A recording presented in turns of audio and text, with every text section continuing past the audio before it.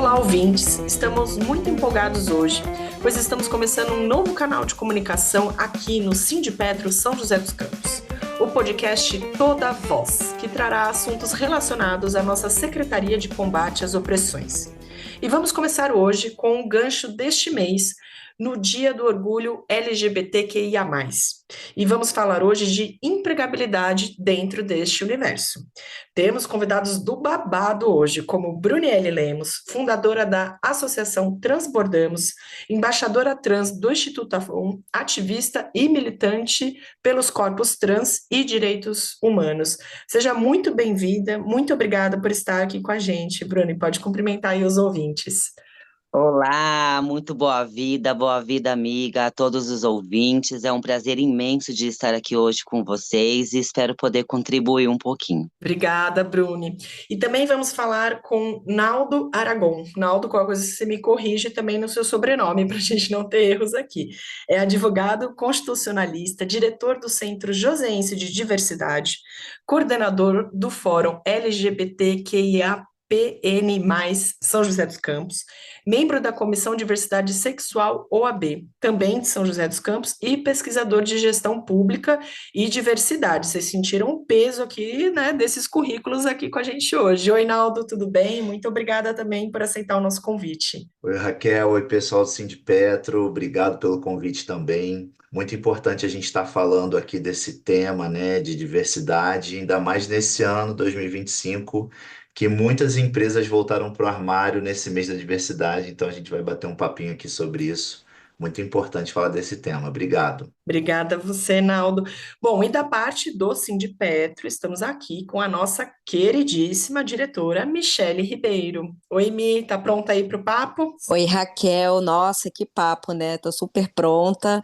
Obrigada, Bruniele. Obrigada, Naldo, por estar conosco hoje, batendo esse papo tão importante. É isso, e é um papo importante sempre, né? Como o Naldo diz aí, nesse mês, né? Várias empresas vão ali olhar o armário, mas a gente quer que elas fiquem ali, né? Que não saiam só no mês de junho, né? Ó, eu vou começar aqui trazendo dados que eu pesquisei em cima do nosso último papo, né? Que o Datafolha estima que 15,5 milhões de brasileiros pertencem à comunidade LGBTQIA+, no Brasil, o equivalente a 7% da população. Mas, de acordo com um levantamento feito em quase 300 empresas pelo Fórum de Empresas e Direitos LGBTI+, esse grupo ocupa apenas 4,5% dos postos de trabalho. O número de trabalhadores trans é de apenas 0,38. Bruno e Naldo, como do ponto de vista de vocês está atualmente a representatividade de pessoas LGBTQIA+, no mercado de trabalho, assim, quais que são os avanços que a gente teve nos últimos anos, que a gente também tem que olhar, assim, com certa positividade, e quais são ainda os desafios?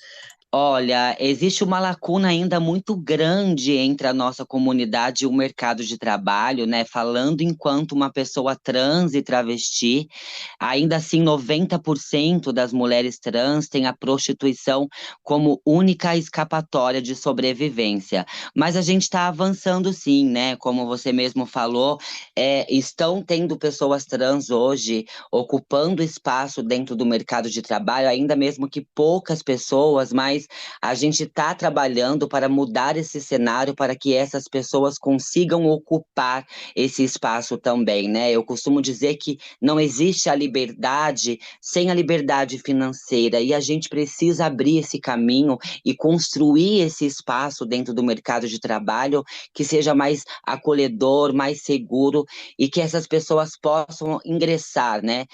E ocupar lugares dentro desse espaço. Então, aqui na cidade de São José dos Campos, a gente tem várias organizações da sociedade civil que lutam pela comunidade LGBTQIA+, e que vem dialogando com as empresas, com a indústria, para que esse espaço seja criado, né? Então, hoje tem pessoas trans em grandes empresas, né? Na indústria, na saúde, na educação, atuando e ocupando lugares no mercado de trabalho. Mas ainda a gente precisa avançar mais, né? Tá vendo aí uma onda antitrans, né, global, que está dificultando um pouco a gente ter esse diálogo, né, com as organizações. Mas nós estamos avançando e ó, a gente trabalha justamente para que isso aconteça, né? Então, por exemplo, um desses avanços é estar aqui hoje falando com vocês aqui dentro desse espaço, no Sindipetro, né? A gente sabe que o chão de fábrica, ele ainda é muito masculino, né? E que tem muitas questões a ser conversada, né? Entre os colaboradores, enfim, mas esse espaço é louvável, é importante, e que antes era inimaginável e hoje a gente está aqui sendo ouvidos, então isso já é um primeiro passo, né? Então, estamos caminhando, mesmo que em passos curtos, mas para construir, então, locais, né, de trabalhos mais seguros. Eu determino que termine aqui e agora. Eu determino que termine em mim, mas não acabe comigo. Determino que termine em nós e desate. E que amanhã possa ser diferente com elas. Que tenham outros problemas e encontrem novas soluções. E que eu possa viver nelas, através delas, em suas memórias. Naldo, você quer complementar? Olha, Raquel, como a Bruni falou, a gente tem uma população que ela é subrepresentada no mercado de trabalho, né? Isso aí é inegável. Só que eu acho que a gente tem avançado sim, ainda mais nesse ano. Eu até brinquei na minha introdução que a gente teve nesse ano muitas empresas voltando para o armário, né? Em 2025, a gente teve a eleição do Donald Trump lá nos Estados Unidos, que acabou levantando um grande movimento anti-LGBT, anti-trans, e muitas empresas entraram nessa onda. Só que se a gente for falar de avanço, a gente tem muitas empresas também que não entraram nessa onda anti-LGBT, né? Só fazendo um paralelo aqui, a gente vê todo ano no LinkedIn, por exemplo, todas as empresas botando a logomarca colorida e, enfim, fazendo aquela festa, aquela alegria pelo mês da diversidade que a gente está vivendo hoje, né, em junho de 2025. E esse ano a gente teve bem menos empresas fazendo esse movimento, né? Então, assim, a política ela interfere na economia e vice-versa. Só que eu acho que a gente tem as empresas que continuaram apoiando a diversidade, elas realmente apoiaram porque é parte da cultura da empresa. Né? E como a Bruni falou, a gente está aqui com o Sindipetro, por exemplo, nesse ano que está sendo um pouco adverso, falando sobre isso, é uma grande demonstração de que o Sindipetro tem esse compromisso com a gente, com os LGBTs, com a diversidade, com a inclusão. Então, as empresas que realmente mantiveram, né, eu posso elencar algumas aqui, grandes marcas multinacionais, que mantiveram esse compromisso com a diversidade, realmente têm no seu DNA, na sua cultura, essa inclusão. Então, eu acho que fortaleceu, né, quando a gente fala de avanço, essas empresas elas entenderam a importância, né? Sabe aquele filme da Fantástica Fábrica de Chocolate, que tem o Lumpa Lumpa, que todo mundo é igual, todos os funcionários são iguais, reclamam das mesmas Sim, sim, coisas. Não tem esse filme, Raquel? Então, assim, a sim, gente sim. vê que as empresas querem diversidade. Elas entendem que para lançar um produto, para convivência interna, você tem que ter visão de pessoas na empresa de vários pontos diferentes. Isso enriquece muito. Então, acho que se a gente fala de avanço, esse é um grande avanço que a gente detecta nesse ano, viu? E o desafio você acha que está justamente nesse avanço que a gente também vê, por outro lado, né, dessa extrema-direita e dessa LGBT-fobia, assim, ou tem alguns outros avanços também que você enxerga dentro das empresas, tipo, a gente colocou essas pessoas ali, e agora? Né? Isso daí também acho que deve ser um desafio, não deve? É, não vou mentir para você, a Bruni sabe também que isso é um grande desafio, porque assim, a gente tem um fenômeno da tokenização. O que que é isso, né? A gente tem uma empresa que contrata uma pessoa LGBT, um gay, uma lésbica, e coloca essa pessoa ali. Só que ela não faz a inclusão dessa pessoa, né? Tipo assim, se o chefe, que é hétero, ele atende a ligação da esposa, ele vai atender a esposa ali no celular, no meio de todo mundo, na sala, né? E se é uma lésbica, por exemplo, que ela não está incluída, ela vai ter que ir lá na Copa para atender a namorada dela. Então, assim, você trouxe uma pessoa para dentro da empresa mas não teve a inclusão. Sabe aquela liberdade de você chegar segunda-feira e perguntar para o chefe: ah, você viajou com a sua esposa? Ou para a sua chefe, né? Ah, fulano, você e seu marido, né, foram num restaurante tal. Esse papo natural, muitas vezes o LGBT ele não sente a vontade de falar como outros funcionários da empresa falam, né, sobre o seu dia a dia. Ele esconde muitas vezes. E isso é um desafio, porque a empresa tem que criar essa convivência, né, essa conexão emocional. Como a Bruni falou, né, o sindicato tem muitas pessoas, muitos homens, né, chão de fábrica. Então, assim, é importante a gente ter essa cultura, né, de falar sobre isso, né, para deixar as pessoas LGBT mais à vontade mesmo, incluídas nas empresas. Certo. Ô, Bruni, você citou aí por cima, né, um pouquinho, eu queria que a gente falasse um pouquinho mais sobre essa tal da liberdade, o que é que eu vou fazer com essa tal liberdade? Essa liberdade financeira que a gente conversou um pouquinho aqui no nosso papo que a gente teve antes em off. E por que que ela é tão importante, principalmente para esse grupo e principalmente aí dessa sigla, né? Como você mesmo aí só ressaltou, né? Mas a gente pode entrar um pouco mais nessa discussão das pessoas trans, né?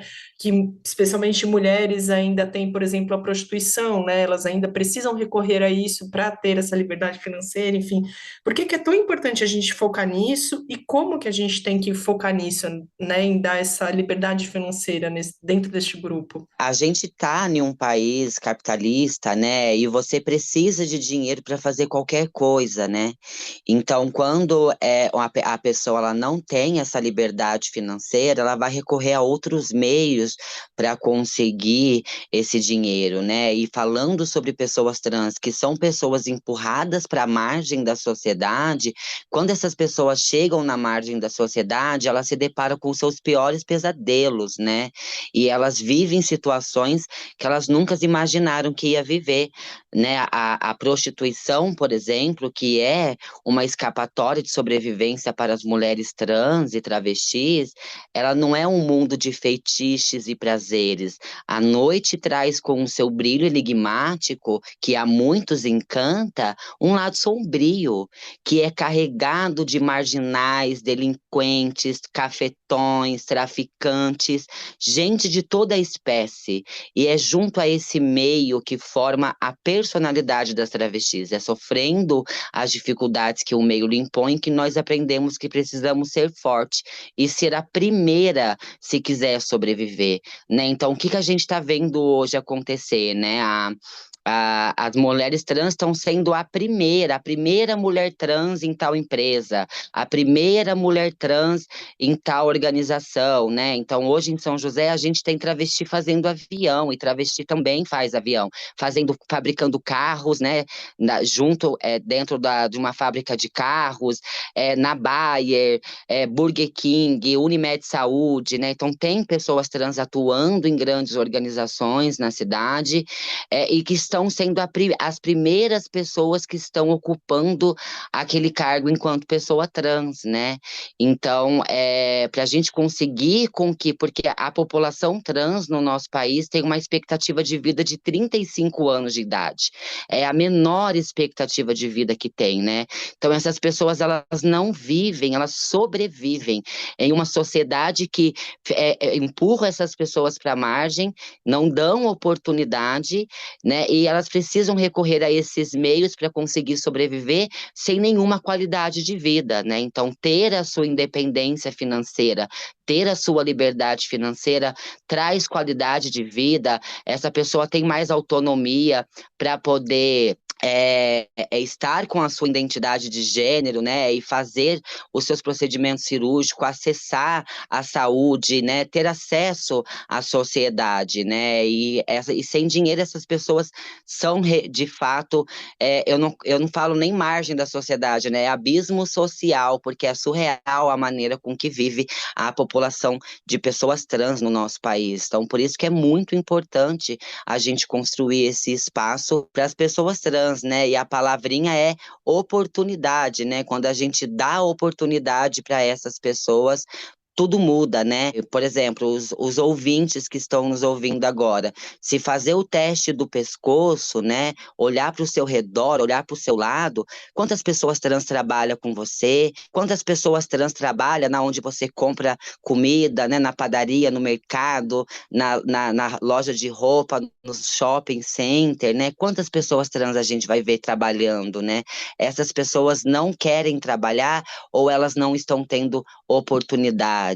Então é preciso fazer o teste do pescoço, olhar para o nosso lado e trazer essas pessoas para perto, porque sempre existiu pessoas trans ao longo da história da nossa humanidade, desde das épocas de tribo indígena, né? Temos relatos de pessoas trans, né? Então sempre existiu pessoas trans, mas ao longo da história essas pessoas sempre foram invisibilizadas, marginalizadas e lançadas automaticamente para a margem da sociedade sem direito a nada. E isso agrava muito e faz com que essas pessoas sejam pessoas vulneráveis na nossa sociedade e tenha essa expectativa de vida aí muito baixa de 35 anos de idade. Entre a oração e a ereção, ora são, ora não são, bem são, sem nação, mesmo que não nasçam, mas vivem e vivem e vivem. Se homens se amam, se unem, se imem, se unem. Há quem costumeiramente ama, a mente ama também. Nossa, eu adorei o teste do pescoço. Ô, Mi, falando em teste do pescoço, como que tá o teste do pescoço dentro da Petrobras, dentro da Revap? O que que você consegue trazer aí de informação para a gente, né?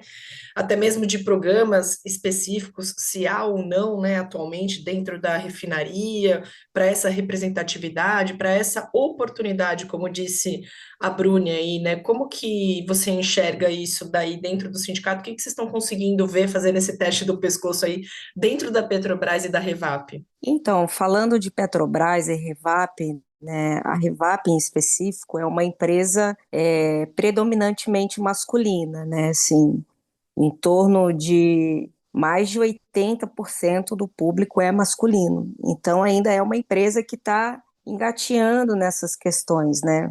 A inclusão das pessoas LGBT na Petrobras e na Revap é um tema importante e complexo. Só que, infelizmente, eu posso dizer que a Revap não desenvolve nenhum programa específico para promover inclusão e representatividade LGBTQIA+. Mas a Petrobras, no entanto, como uma empresa que visa valorizar a diversidade e a inclusão, ela tem implementado, mesmo que aos poucos, algumas iniciativas para promover um ambiente de trabalho mais acolhedor e respeitoso para todos os funcionários, né?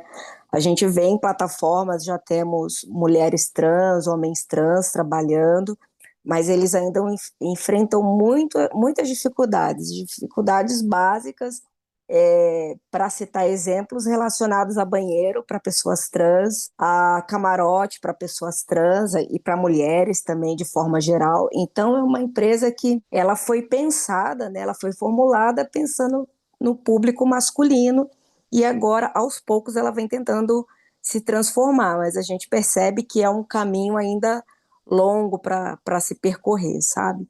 Eu acho que é fundamental que as empresas reconheçam a importância da diversidade e trabalhem para criar um ambiente inclusivo, né? É de arrepiar ver a Brunielle falar, né, da expectativa de vida das pessoas trans de 35 anos. Eu me compadeço muito com isso, porque eu sou uma mulher LGBT e percebo que, assim, os perigos que eu corro, os medos que eu tenho, não são os mesmos medos de uma pessoa trans. Então, assim, o esforço que eu faço para me manter viva, segura e empregada é totalmente diferente do que uma pessoa trans faz. Então, assim, não é fácil ser LGBT no Brasil e no mundo, né? Mas no Brasil, pior ainda.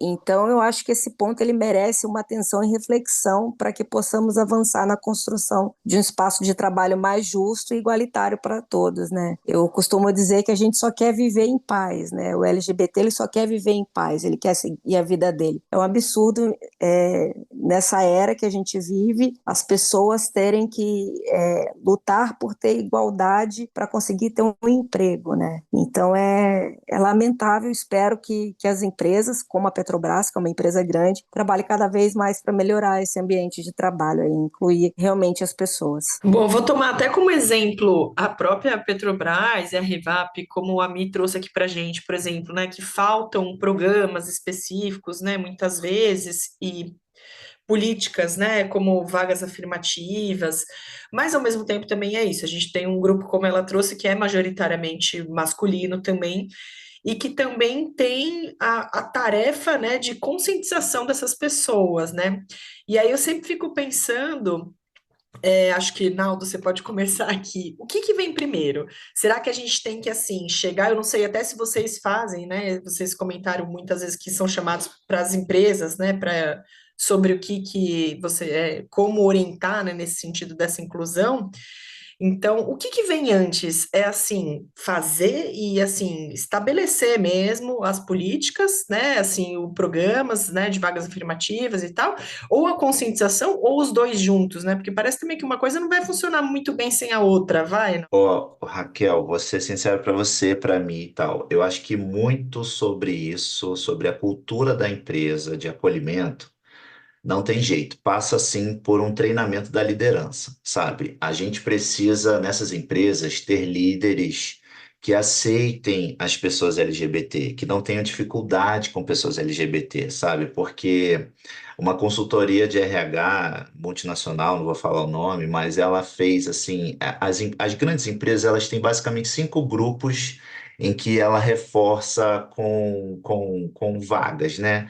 Mulheres, negros, pessoas com deficiência, o grupo que a gente chama de gerações, né, 60 mais ou 50 mais, e LGBT. E aí, quando o recrutador, a pessoa do RH, está falando com o líder, né, e o líder está passando para a pessoa do RH o perfil de pessoa que ele quer que trabalhe para ele, a pessoa do RH fala: você tem dificuldade com algum tipo de perfil?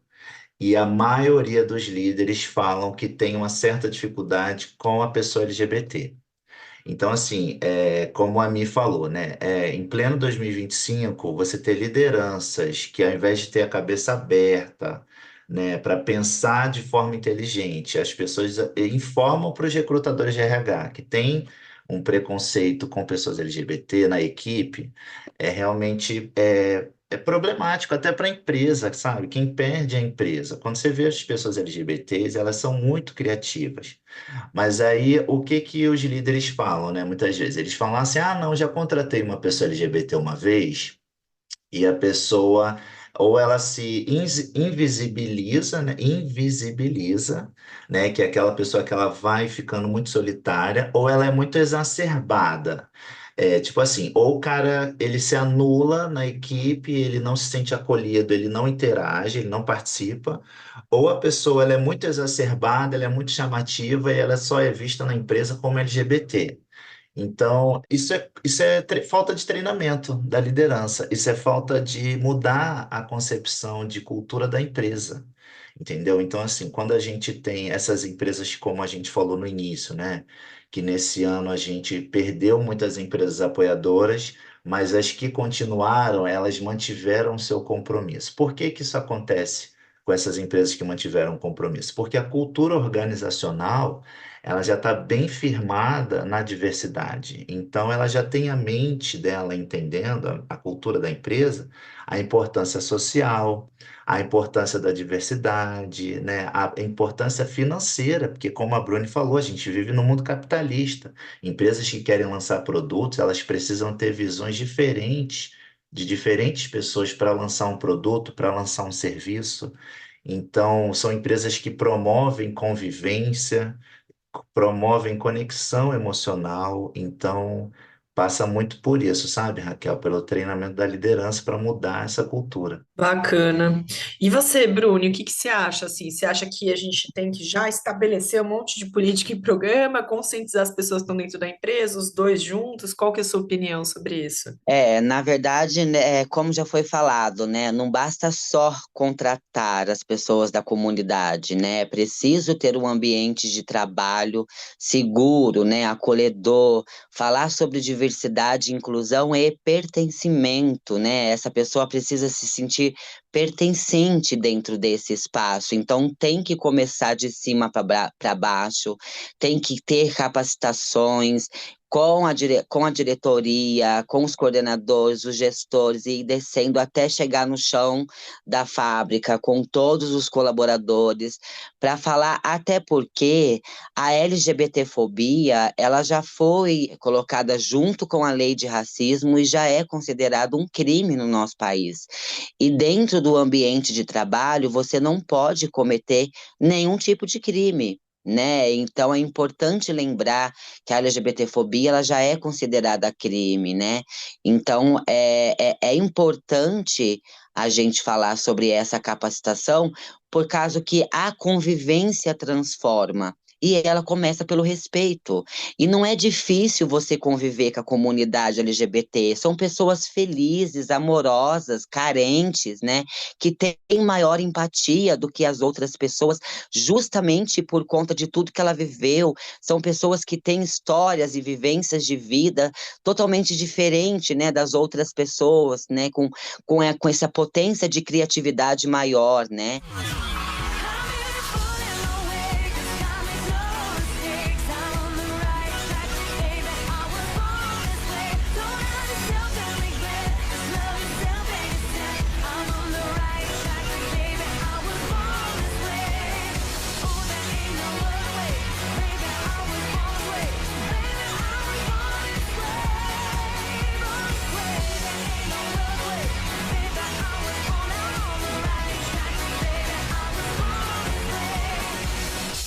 E também já foi comprovado que a diversidade no ambiente de trabalho, ela traz maior lucratividade para a organização, ela aumenta a criatividade, porque as pessoas se sentem mais à vontade, não só as pessoas LGBT dentro da empresa, mas todos os colaboradores no geral se sentem mais à vontade para ser eles mesmos, e cada vez mais as pessoas querem ser elas mesmas, né? Ninguém mais quer deixar quem você é na catraca e entrar para dentro da empresa e performar alguma coisa lá que você não é. Até porque quando você fica o tempo todo performando algo, você produz menos. Então, ter uma empresa diversa produz mais, a produção fica mais leve, sabe? A empresa lucra mais, diminui o índice de rotatividade. Tudo isso é comprovado, amiga. A gente pode pesquisar em instituições de pesquisas globais, né? E o Pink Money, que também é o dinheiro da comunidade LGBTQIA+, movimenta bilhões de reais no mundo, né? Então, é um tema que, inclusive, está sendo muito citado na Bolsa de Valores, né? Onde investidores querem investir em empresas que atuam com a diversidade, justamente por conta desse potencial maior, potência de lucratividade da empresa, né? Então, é uma coisa que tem que começar pela capacitação, com todo mundo, com os colaboradores, falar sobre banheiro, falar sobre nome social, sobre o uniforme, sobre o nome no crachá, falar sobre tudo, né? E conviver, a convivência com pessoas. Eu costumo dizer que a gente precisa construir lugares seguros para as mulheres pretas, porque se um lugar for seguro para uma mulher preta, ele é seguro para qualquer pessoa. A gente tem que construir locais seguros para as mulheres, né? E isso é muito importante. E quando a gente fala trabalhar diversidade, né, que nem o Naldo já falou, a diversidade ela tem 5 pilares, e é muito fundamental trabalhar os 5 pilares da diversidade por conta da interseccionalidade das coisas. Existe a travesti preta, a travesti que é gorda, PCD, né? Então, existe a interseccionalidade que agrava ainda mais o grau de vulnerabilidade das pessoas, né? Então, precisa ser trabalhado os 5 pilares da diversidade com todos os colaboradores. É preciso ter um comitê de diversidade dentro da organização para trabalhar campanhas o ano inteiro, não somente no mês do orgulho, para falar sobre respeito, sobre empatia, coisas que a gente nem deveria falar, né? Mas a gente precisa estar sempre falando, né? E construindo esse local seguro para todas as pessoas, né? Não somente para a comunidade LGBTQIA+. Por causa que quando você trabalha num lugar seguro, você vai trabalhar feliz, você sai do trabalho feliz, porque a gente passa mais tempo da nossa vida no nosso trabalho do que na nossa casa, do que com as pessoas que a gente mora. Então é muito importante que esse ambiente seja saudável, seja seguro, seja respeitoso e seja livre, né? Para as pessoas poderem ir lá trabalhar, dar o seu melhor, né? E contribuir ali com a organização e todo mundo sai bem no final dessa história, né, amiga? Então precisa sim, primeiro, trabalhar a inclusão dessas pessoas, trabalhar a cultura da empresa e depois ter essas vagas afirmativas para a comunidade LGBT, para PCD, para mulheres, para pessoas 50 mais, porque isso é extremamente importante para as pessoas, né? A questão de étnico-racial, né? Para as pessoas pretas, indígenas, né? Enfim, é preciso trabalhar toda essa diversidade, ter essas vagas afirmativas, porque quando a empresa ela lança uma vaga afirmativa, ela convida, né? Olha, eu tenho uma vaga somente específica para pessoas trans, né? Essas pessoas se sentem mais acolhidas, né? E mais à vontade para poder se cadastrar, se candidatar para a vaga, né? E também para a gente conseguir esses dados, né? Para a empresa também ter os dados dela, dessa porcentagem, né? Quantos por cento eu tenho de PCDs, quantos por cento eu tenho de pessoas pretas, quantos por cento eu tenho de mulheres, né? Enfim, e trabalhar esse ambiente de trabalho e que para todo mundo se sentir bem, se sentir leve e conseguir ali trabalhar e seguir dignamente ali o seu caminho traçado. Ah, muito legal. Nossa. Inclusive, quando você fala de um ambiente seguro, né? O Mi, eu fiquei traçando muito aqui também o paralelo com a própria criação da Secretaria de Combate às Opressões, né? Assim, você também enxergou um pouco, assim, eu estava escutando o Naldo e a Bruni aqui, eu estava pensando um pouco que a Secretaria de Combate às Opressões também vem um pouco no sentido da escuta, né?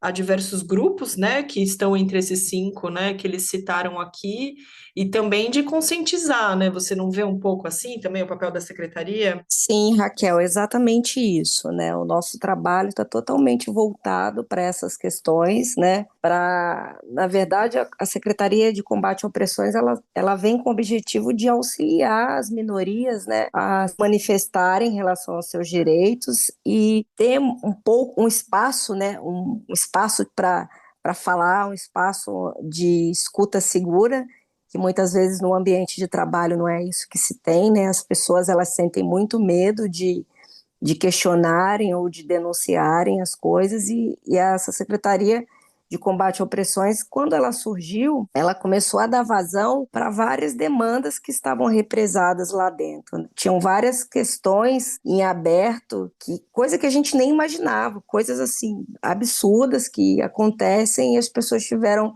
mais espaços e um ambiente mais acolhedor para poder falar dessas questões mesmo. Não, muito legal. Acho que a gente fica um pouco com essas mensagens, né, de oportunidade e espaço, né, e voz, e acho que incrível esse papo. Gente, já gostei muito. Essa foi só a primeira parte do nosso podcast novo, Toda Voz, um olhar da Secretaria de Combate às Opressões, pois toda voz importa, toda voz merece espaço e respeito. Não deixe de conferir a segunda parte desse papo com a Brunielle Lemos, Naldo Aragão e Michele Ribeiro. Na próxima parte, vamos falar mais sobre LGBTfobia, assédio e muito mais da coragem, militância e ações que nossos queridos convidados aqui de hoje estão envolvidos. Se você gosta do nosso conteúdo, ajude compartilhando esse episódio em suas redes sociais e seus contatinhos.